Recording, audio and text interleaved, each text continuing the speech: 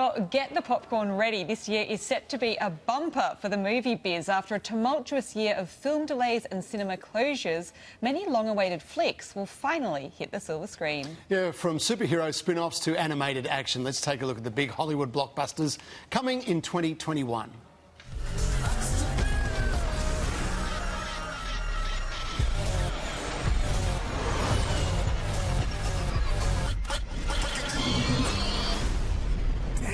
They got a magnet plane? Hold on. Just like a Hollywood car chase, the 2021 movie calendar is action-packed. Vin Diesel returns for the 9th instalment of Fast and Furious in May.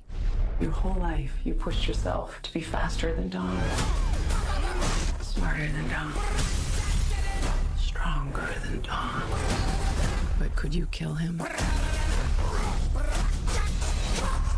Because I'm ready if you are. While Daniel Craig suits up for the final time in April as suave secret agent 007 in the latest Bond film, No Time to Die, a year after it was meant to be released. I could be speaking to my own reflection.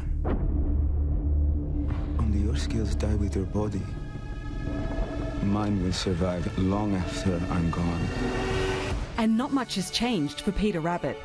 He's a good man. You hated this guy. We've grown very close. Welcoming a new parent. Not that close. A father. Father? Father? No, you're not my father. The mischievous bunny, voiced by James Corden, ventures out of the garden in this adorable sequel this March. Followed by Raya and the Last Dragon, an animated film where human and dragons live as one. Give me some shell. I gotcha. Also coming this autumn, the next chapter for Alec Baldwin's baby boss character, all grown up with a family of his own in Boss Baby 2. Excuse me. I hate to interrupt. I mean, it's a riveting conversation, but why don't you both suck it? She can talk. All right. I'm in the family business. And who you're gonna call? Whoa, killer replica. A replica of what? A ghost trap? Ghostbusters Afterlife delves into a secret legacy, starring Bill Murray and Paul Rudd in cinemas this winter. And it's the moment Marvel fans have been waiting for. Black Widow is stepping out in her first solo installment in April, with leading lady Scarlett Johansson. His call sign's Taskmaster. He controls the Red Room. They're manipulated, fully conscious, but no choices. I should have come back for you.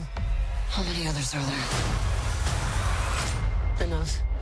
The next chapter for Godzilla and King Kong arrives in May. Now, I realize not all of you have had hands-on experience. Frankly, none of us have ever faced a situation quite like this one before. Later in the year, Timothée Chalamet takes on an emotional role in Dune. The test is simple.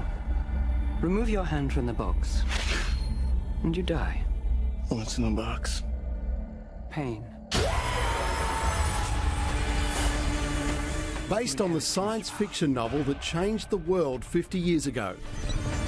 You have proven you can rule yourself. Now you must learn to rule others.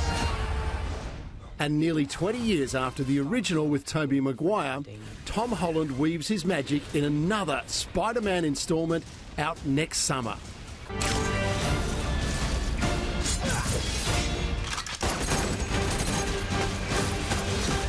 So strap yourself in for a big year in film. These long-awaited favourites hit our screens. Where are the rabbits? Back in their burrow, snug as a bug in a rug. I'm gonna live forever! Well, Sunrise movie man Jason Jabba Davis joins us now. Morning, Jabba. Wow, there are a lot of films coming our way, and from the look of that, a bit of everything. Car chases, sword fights, bunny rabbits. Which movies would you describe as a must-see? Gemma Barretts, good morning to you. Good morning, everybody. Well, Gemma, as you would know, exhibitors and distributors had a bit of a mixed year in 2020 with so many films that they had to hang on to. They couldn't release with the pandemic closing cinemas around the world. Thankfully, 2021 promises to be probably one of the biggest film years on record if we can keep our cinemas open. And the one I'm looking forward to probably the most is the first global blockbuster to follow Wonder Woman 1984. It's called Raya and the Last Dragon. It comes from Walt Disney Animation. It stars the voice of Kelly Marie Tran, who's one of the Star Wars stars. Also stars Awkwafina, set in ancient Asia where humans and dragons live together peacefully. The harmony is interrupted when sinister monsters cause the dragons to disappear. 500 years later, young girl Raya tracks down the last dragon to aid her and save the kingdom. Now, this may follow the template that is now smashing the windows for release, and that is that it could see a release simultaneously on Disney Plus and in cinemas in March. Time will tell. Something that's hopefully aged as well as a 1953 bottle of Dom Perignon, and that is Bond 25. Of course, Daniel Craig back for his fifth and final instalment, facing off against Freddie Mercury, aka Rami Malek. Bond 24 Spectre was the sixth biggest film worldwide 5 years ago, just behind Minions, which will also see a sequel this year. So Bond 25 should be one of the most massive films of 2021, as long as we can get it to cinemas in April. And Ghostbusters. This is a brand new film. It's the third in the original series. It's completely skipping the female reboot, which I loved, but didn't go down so well. Ghostbusters Afterlife is going to be directed by Jason Reitman. He directed Up in the Air and Juno, and his father was actually the director of the original two films. Paul Rudd's in there. The surviving Ghostbusters cast are reprising their roles, and it's set in Oklahoma on a farm inherited from their father, following on from the 1980s classics. So very much looking forward to those three films, but a massive, massive year. Yeah, some good stuff, Jabba, isn't there? Hey, we've seen so many blockbusters through this period go straight to streaming. Will that continue? Is that a luxury we can keep enjoying, do you think, this year? Well, of course, it used to be a theatrical window, Barrett's, where when something was on the big screen, there was sometimes up to 13 weeks before it could be available for home entertainment or streaming or whatnot.